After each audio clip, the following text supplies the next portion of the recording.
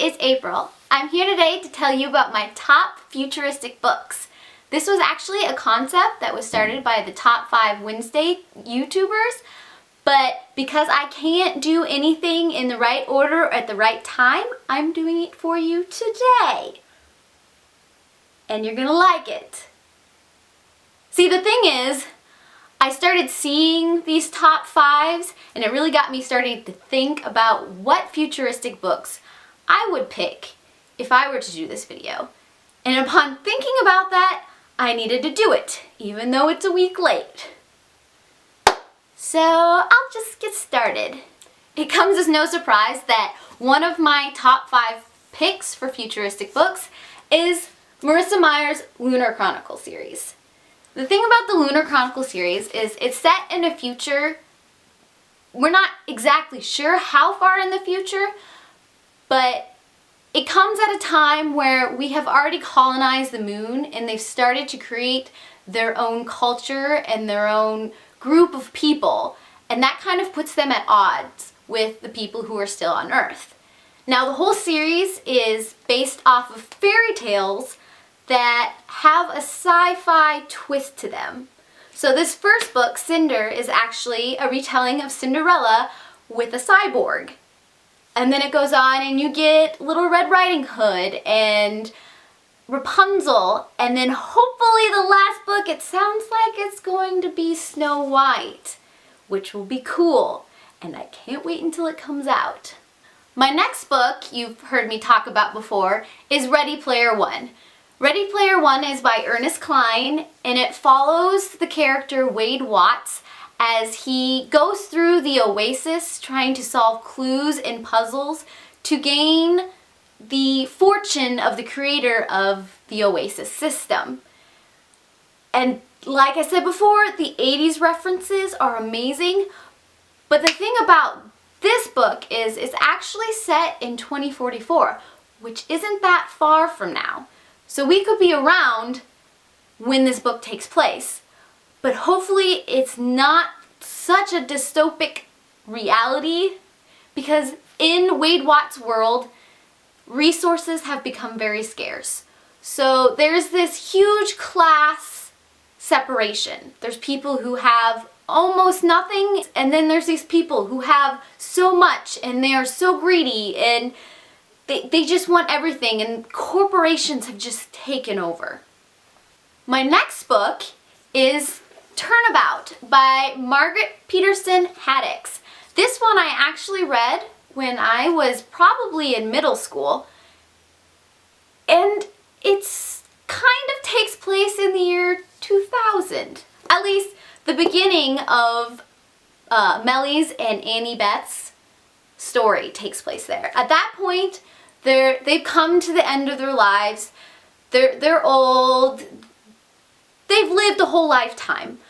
But then there's kind of this serum that they agreed to test out that will extend their life. But the thing about the serum is it makes you age backwards. So it follows Mellie and Annie Beth as they are slowly regressing into their younger selves, and them trying to find someone to take care of them because they're about to hit a point where they can no longer take care of themselves. They are pretty much in their teenage years for most of this book. But it's a very good book and I just enjoy it, and I usually go back to this book, so I highly recommend it. The next book I'm going to talk about is Brave New World by Aldous Huxley. This is actually a classic, and it is a very interesting read. It's set in the year 2540, and it's got a system that if Henry Ford and Sigmund Freud were to create a society together with a lot of their key ideologies, this kind of future would exist. It takes the concept of genetic breeding of certain kinds of people for certain kinds of jobs and gives them classes like alpha, beta, zetas, deltas, And these embryos are put in certain kinds of environments to create these certain class of people, and then they're given jobs according to how they develop. Then we meet Maynard Marks, who is an alpha who doesn't quite fit the alpha stereotype, and he doesn't always feel like he belongs. And he meets up with John Savage, who is from outside of this society, who has come in, and he starts questioning everything, and it just follows the two of them looking at the society and what the world has become. It's a very good book. The last book on my list is The Mars Diaries. This is a series by Sigmund Brouwer about an experimental Mars colony and a 14-year-old boy who is wheelchair bound but can connect his spinal system into robots to do different things around the colony. It's actually a series of 10 books. It's for a younger age group, but I found it really interesting, and it follows along the concept of how sciences will develop given living on Mars. But before I wrap up this video, I have to tell you about a futuristic series that I am actually currently reading.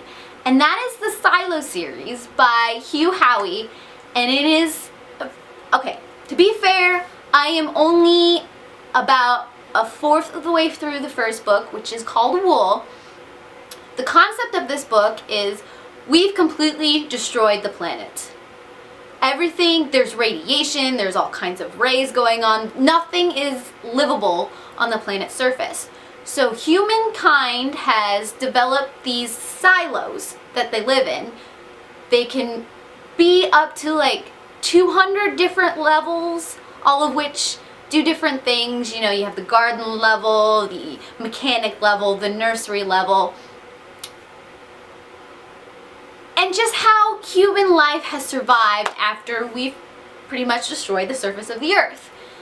Now the big thing in the Wool series and the Silo series is that every so often someone has to be sacrificed to clean off the sensors and the cameras outside.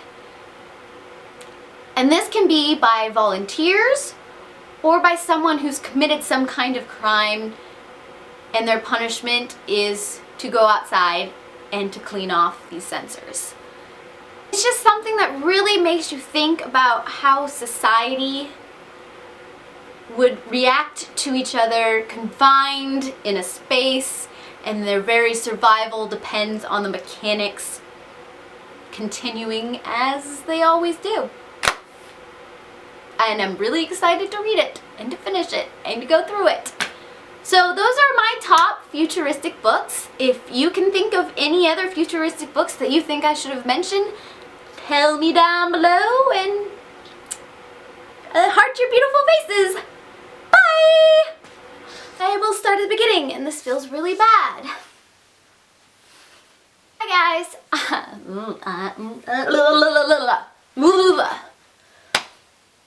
And I really don't want to say that.